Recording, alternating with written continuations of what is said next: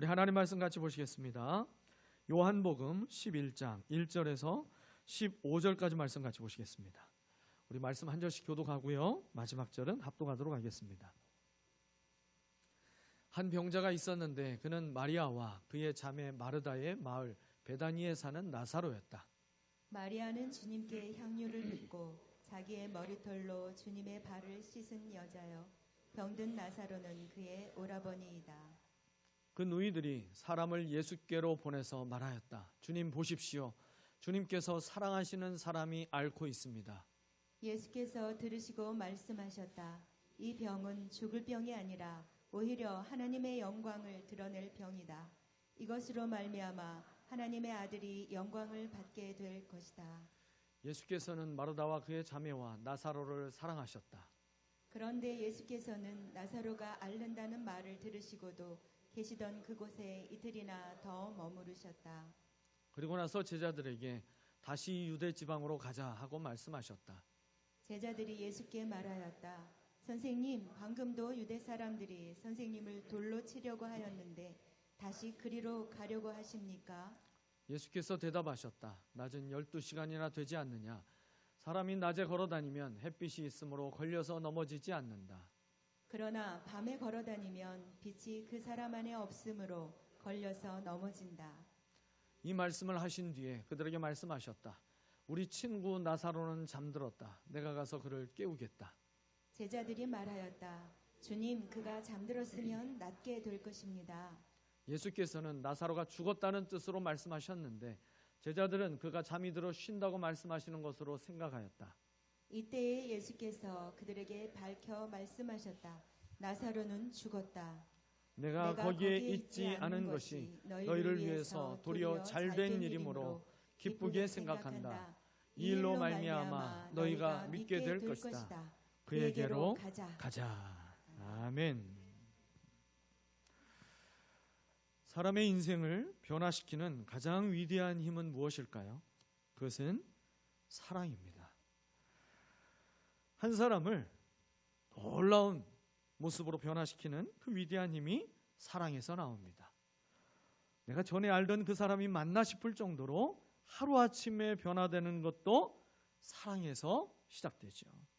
사람이 누군가를 사랑하기 시작하면요, 삶에 참 많은 변화가 일어납니다. 수십 년의 잔소리에도 변화되지 않던 여러분, 그 사람이 사랑하는 사람이 생기면요, 고목나무에 꽃이 피듯이 막 생기가 돋습니다.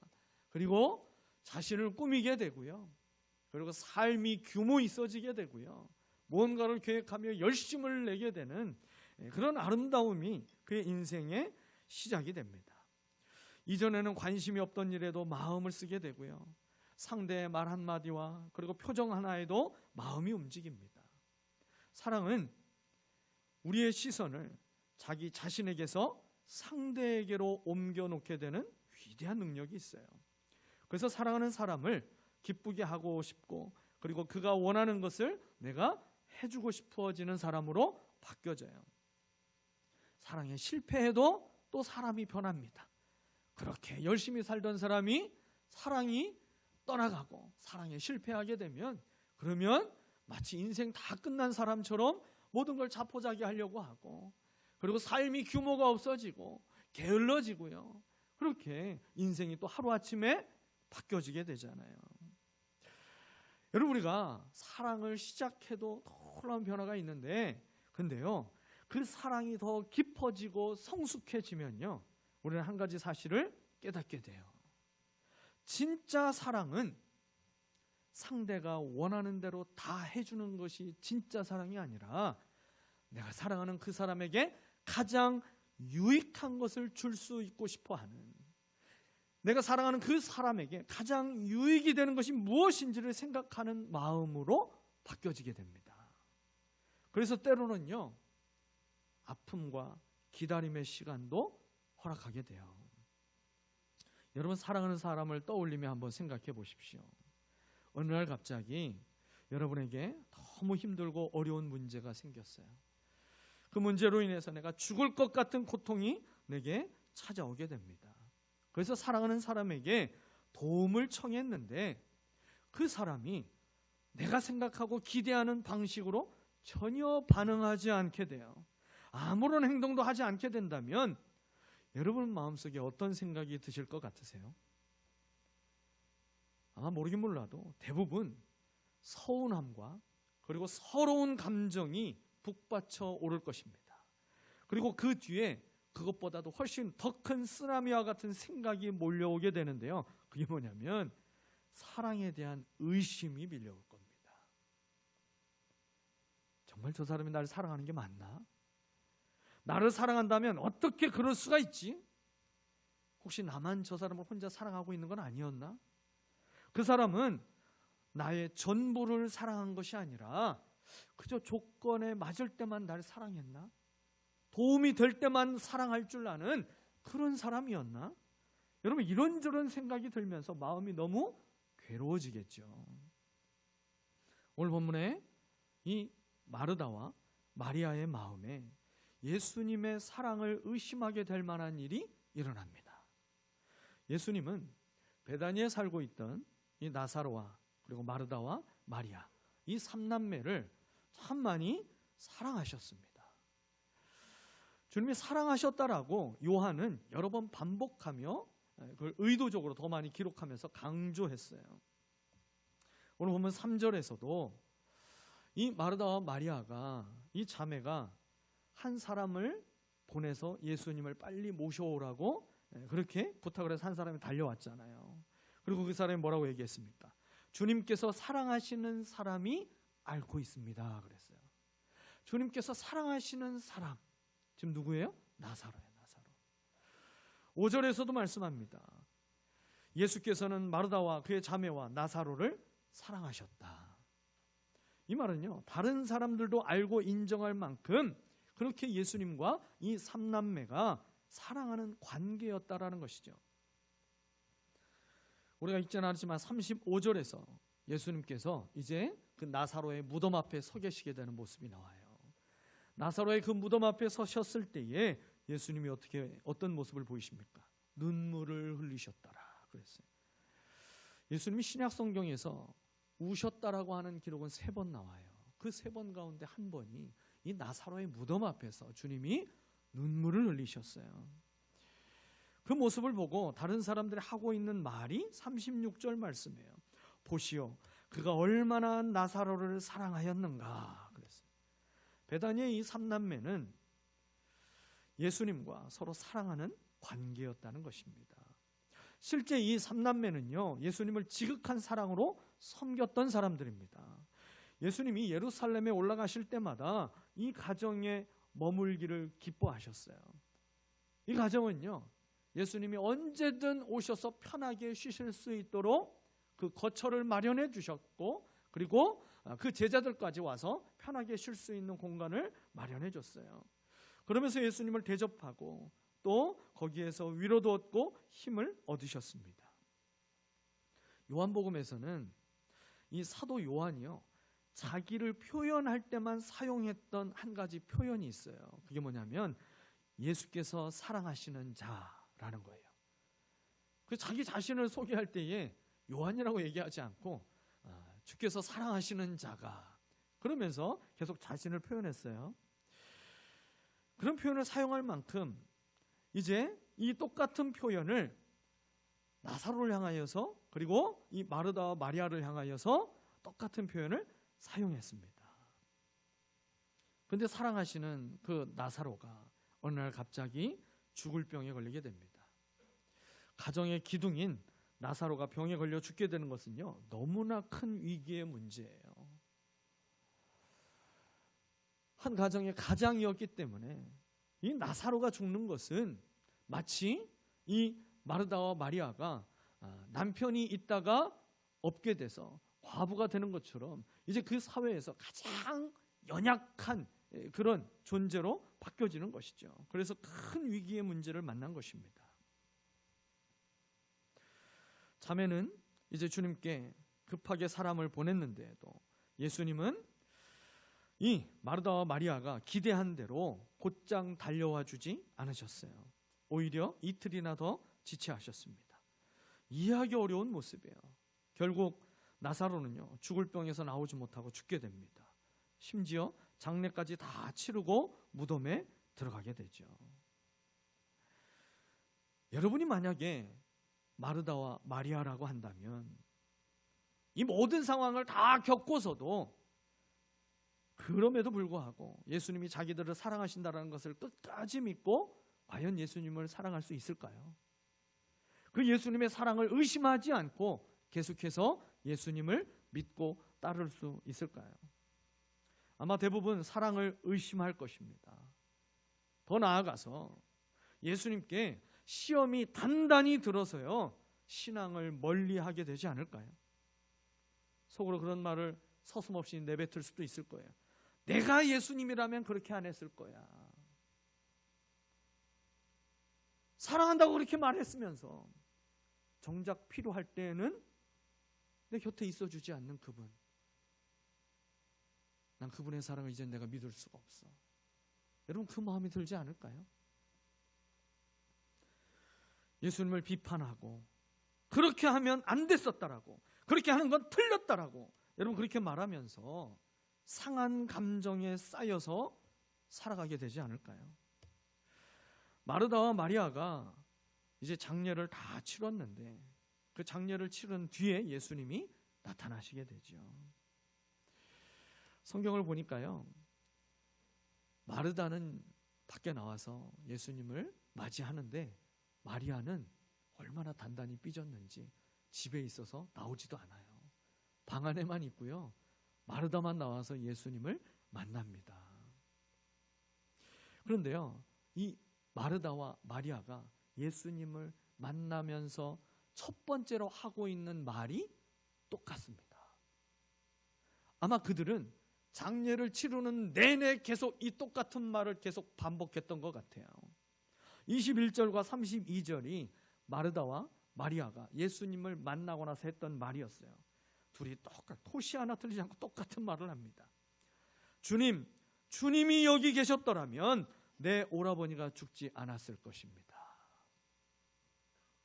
여러분, 이 말이 무슨 말이에요? 이렇게 얘기하는 거예요. 왜 이렇게 늦게 오셨어요? 주님이 빨리 오셨으면 이런 일이 없었을 텐데요. 지금 이 오라버니와 내가 지금 함께 살고 있었을 텐데 왜 이렇게 늦게 오셨어요? 여러분, 이 말이 주저없이 입에서 나오는 것은요, 예수님의 지체하심으로 인해서 이 두 자매가 지금 입은 마음의 상처가 그만큼 컸다라는 것을 보여주고 있는 거예요. 주님의 사랑에 대해서 실망하고 있다는 것입니다. 오늘 마르다와 마리아와 같은 상황을 겪으며 예배에 나오신 분이 혹시 계신가요? 오늘 이 자리에 나오지 못한 지체들 가운데 이 마르다와 마리아가 겪었던 상실의 아픔으로 하나님의 사랑을 의심하며 예배에 나오지 않고 있는 분이 여러분, 저와 여러분 주변에 있지 않으신가요? 여전히 내가 생각하는 사랑의 방식대로 하나님이 나를 사랑해 주지 않아서 상처가 아물지 않은 채 여러분 신앙생활을 하고 계신 분이 있지는 않으신가요? 오늘 우리의 생각보다 크고 깊으신 하나님의 사랑을 다시 발견하고 여러분 그 사랑을 확신할 수 있게 되시기를 바랍니다. 오늘 본문 4절은 우리가 어떤 상황에서도 하나님의 사랑을 의심하지 않고 믿음을 지킬 수 있도록 든든한 버팀목이 되어주는 말씀이에요. 슬픔과 그리고 실망과 좌절과 원망의 감정을 해결하지 못하고 살아가고 있던 마르다와 마리아, 그리고 우리 모두에게 주시는 약속의 말씀입니다. 여러분, 이 말씀 같이 다시 한번 읽어보도록 하겠습니다. 이 병은 죽을 병이 아니라 오히려 하나님의 영광을 드러낼 병이다. 아멘. 여러분, 이 말씀을 믿음으로 받는 사람에게 주님은 그대로 되는 역사를 이루어 주실 줄 믿습니다. 예수님을 가장 기쁘시게 하는 일이 뭐가 될까요? 또 반대로 예수님을 가장 슬프게 하는 일이 또한 뭐가 될까요? 둘 다 동일합니다. 믿음입니다. 예수님이요, 제자들의 믿음 없음과 그리고 믿음이 적은 것을 보실 때에 주님이 애통하셨어요. 예수님을 따라다니고 있던 수많은 그 무리들이 기적만 구하고 예수님을 믿지 못하고 있는 그 무리들을 보면서 주님은 애통하셨습니다. 그러나 말씀만으로도 내 하인이 낫겠습니다라고 말했던 그 로마의 백부장의 믿음을 보시고 이스라엘 중에서도 내가 이만한 믿음을 보지 못했다라고 하시며 기뻐하셨죠. 그리고 베드로의 신앙 고백을 들으시면서도 주님은 기뻐하셨습니다. 믿음을 기뻐하시고 믿음에 반응하시는 주님께 여러분 믿음으로 예배하는 성도가 되시기를 바랍니다. 오늘 저와 여러분이 주님의 말씀을 통해서 붙잡아야 할 중요한 믿음 두 가지를 나누려고 합니다. 첫 번째는요, 예수님은 문제 너머에서 일하시는 하나님을 보신다라는 거예요. 우리가 보는 것과 주님이 보시는 것이 차이가 있다라는 것이죠. 마르다와 마리아는 그들에게 찾아온 인생의 큰 문제만 보았습니다. 예수님에게도 그 문제는 분명 보였어요. 여러분, 보였기 때문에 나사로가 죽을 병에 걸렸고 심지어 이미 죽었다는 것까지도 아셨죠. 예수님께 사람들이 왔을 때 나사로의 상태가 이미 죽은 상태였죠. 여러분, 성지순례를 가보면 알겠지만 이 요단강가에서 베다니까지의 그 거리는요, 걸어서 하루길이 되는 길입니다. 그러니까 예수님께 지금 사람들이 왔을 때 그 하루길에 걸려서 예수님께 온 거예요. 그리고 예수님이 그곳에서 이틀을 더 계셨고 그리고 나서 예수님이 가셨잖아요. 또 하루길을 걸려서 가셨어요. 갔을 때 나사로가 어떻게 됐어요? 이미 죽은 지 나흘이나 됐다라고 그랬잖아요. 그럼 계산이 딱 맞죠. 예수님께 사람들이 왔을 때 이미 나사로는 죽어 있는 상태였습니다. 예수님도 그 문제를 이미 다 보시고 아셨습니다. 그러나 예수님은 문제만 보신 것이 아니라 그 문제 너머에서 일하고 계시는 하나님을 보았습니다. 여러분, 그렇기에 예수님이 이렇게 말씀하실 수 있었던 거예요. 이 병은 죽을 병이 아니라 하나님의 영광을 위한 것이다. 요한복음에는요, 예수님이 하나님의 아들이심을 보여주는 7가지 표적이 나옵니다. 단순히 기적을 보여주는 것이 아니라 예수님이 하나님의 아들이심을 보여주기 위한 목적을 가지고 기적을 보여주셨기 때문에 이것을 우리는 표적이라고 부르게 되는 거예요. 표적. 그 7가지 표적 가운데 마지막 7번째가 오늘 본문에 이 죽은 나사로를 살리신 기적입니다. 이 기적을 통해서 하나님은요, 예수님을 부활이요 생명이신 하나님의 아들로 믿게 하려는 더 크고 좋은 은혜를 준비하고 계셨다라는 것이죠. 나사로의 죽음과 그 부활을 통해서 죽음도 이기는 그 부활하신 주님에 대한 믿음을 제자들에게, 그리고 나사로와 그의 남매들에게, 그리고 이 기적을 보고 있던 모든 유대인들에게도 그 믿음을 주시기 위해서 하나님은 일하고 계셨고요. 예수님은 그 일하시는 하나님을 보았기 때문에 자신의 감정대로 달려가서 치료해 주지 않으셨습니다. 예수님이 그들을 사랑하셨잖아요. 얼마나 사랑하셨는지 그 무덤 앞에서 눈물을 흘릴 만큼 주님이요, 얼마나 그들에게 빨리 달려가고 싶으셨겠어요. 빨리 달려가서 그 눈물을 닦아주고 싶었을 것이고 그들을 안아주고 어깨를 두드려주며 위로해주고 싶은 마음이 주님에게도 가득했을 거예요. 그러나 더 크고 좋은 것을 예비하신 하나님의 뜻을 이루기 위해서 주님은 능력이 없어서가 아니라 하나님의 뜻을 이루기 위해서 지체하셨습니다. 제가 참 좋아하는 성경 인물이 요셉입니다. 요셉은 아버지의 사랑을 독차지하면서 자라다가 형들에게 미움을 받았잖아요. 결국 형들은 요셉을 노예로 팔아버리게 됩니다. 요셉의 인생은 마치 그곳에서 완전히 끝난 것처럼 보이죠. 가족에게도 버림받았고요, 노예가 되었고, 그리고 그의 인생은 계속해서 추락하는 인생이었어요. 이제 1층까지 다 내려왔나? 더 이상 내려갈 데가 없나? 봤더니 지하가 계속 깊이 있는 것을 나중에 발견하고 또 계속 지하로 내려가요. 억울하게 감옥에 갇히기도 합니다. 그 감옥에서 만났던 사람이 자기가 한번 믿어봤는데 믿었던 사람에게도 배신도 당하게 되죠. 사람이 보기에 요셉의 인생은 완전히 폭망한 것처럼 보입니다. 그러나 하나님은 그 과정을 통해서 이제 요셉을 애굽의 총리로 세우십니다. 그리고 요셉은요, 그러한 자신의 모든 인생을 뒤돌아보면서 고난의 연속이었지만 그 고난 너머에서 쉬지 않고 일하신 하나님의 은혜를 깨닫게 되고요, 자기 앞에 서서 이제 아버지가 돌아가시고 나서 이 요셉이 복수를 할까 봐 두려움에 벌벌 떨고 있는 자신의 그 형들에게 이렇게 고백을 하게 됩니다. 창세기 50장 20절 말씀이에요. 형님들은 나를 해치려고 하였지만 하나님은 오히려 그것을 선하게 바꾸셔서 오늘과 같은 수많은 사람의 생명을 구원하셨습니다. 그러니 형님들은 두려워하지 마십시오. 이 말로 간곡히 위로하였다라고 그랬어요. 여러분, 하나님의 일하심을 볼 수 있는 사람은 위로자로 살아갈 수 있는 것입니다. 사랑하는 여러분, 죽을 병과 같은 삶의 문제에 둘러싸여 있으십니까? 그 문제로 인해서 두려움과 염려로 마음의 평안도 잃어버리고 입맛도 잃어버리고 살맛도 잃어버리며 살아가고 있지는 않으십니까? 엘리사를 죽이기 위해서 둘러싸고 있었던 여러분, 아람의 군대가 있었어요. 그 아람의 군대보다도 더 많고 강력한 그 불말과 불병거를 보내셨던 그 하나님의 일하심을 엘리사가 그의 종 게하시의 눈을 열어서 보게 해주었잖아요.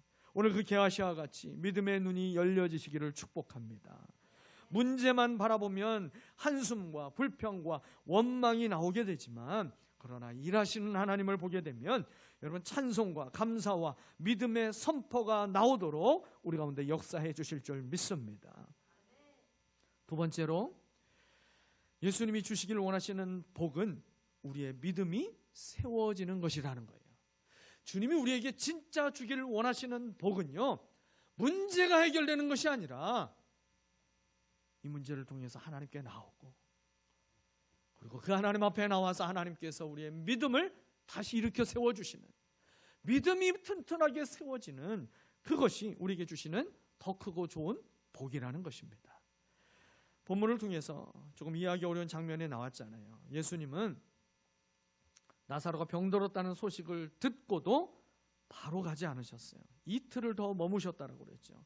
그 사이에 나사로가 완전히 죽고 이제 장례까지 치르게 됐어요. 그런데 이렇게까지 하신 이유를 오늘 15절에서 이렇게 말씀하셨습니다. 이 일로 말미암아 너희가 믿게 될 것이다. 이 말씀을 개역 성경으로 봤더니요, 이는 너희로 믿게 하려 함이라 그랬어요. 예수님의 관심은요, 나사로의 병에 있는 게 아니었습니다. 이 기적을 보게 되는 모든 사람들의 믿음이 세워지는 것이 예수님의 진짜 관심이었어요. 먼저 마르다의 믿음을 세워주십니다. 여러분, 11장의 결론과 같은 말씀이 11장 25절이에요. 우리 이 말씀 같이 한번 읽어볼까요? 나는 부활이요 생명이니 나를 믿는 사람은 죽어도 살겠고 살아서 나를 믿는 사람은 영원히 죽지 아니할 것이다. 내가 이것을 믿느냐? 오늘 마르다에게 예수님이 이 질문을 하셨어요. 그의 믿음을 먼저 이렇게 세워주시기를 원하시는 이 질문을 하십니다. 그리고 이 질문에 마르다는 대답합니다. 예, 주님. 주님은 세상에 오실 그리스도이시며 하나님의 아들이심을 내가 믿습니다. 예수님은 자기가 하나님의 아들이신 것을 끊임없이 보여주시기 위해서 이 7가지 기적을 표적으로 행하셨어요. 예수님이 어떤 분인지 바르게 알고 믿는 것이 가장 큰 축복인 것입니다. 마르다에게 이 믿음을 먼저 세워주시고 이제 마리아를 위로하시고 그 이후에 나사로를 살리십니다.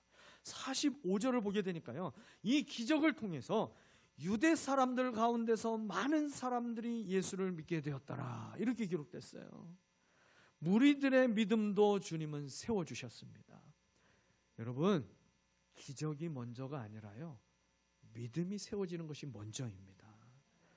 무엇보다도 주님은 제자들의 믿음이 세워지기를 원하셨어요. 왜 그럴까요? 예수님이 이제 곧 십자가를 지셔야 하기 때문입니다. 이제 나사로의 이 다시 살아나는 기적 사건 이후에 이제 예수님은요, 예루살렘에 들어가세요. 그리고 그곳에서 십자가를 지시게 됩니다. 십자가를 지시기 전 마지막으로 행하고 있는 표적이었어요. 예수님은 나사로의 사건을 통해서 제자들에게 죽음을 이기시는 주님을 보여주려고 하셨던 것입니다. 죽을 병과 같은 인생의 문제를 만났을 때 하나님께 실망하고 하나님을 떠나지 마시기를 바랍니다. 부활이요 생명이신 주님을 끝까지 붙잡고 여러분 믿음으로 버티고 견딜 수 있기를 바랍니다. 여러분, 그리고 우리를 향해서 가장 좋은 것을 주시기를 원하시는 그 주님의 사랑을 믿으시기를 바랍니다. 예레미야 29장 11절 말씀이에요. 이 말씀 같이 한번 읽어보겠습니다.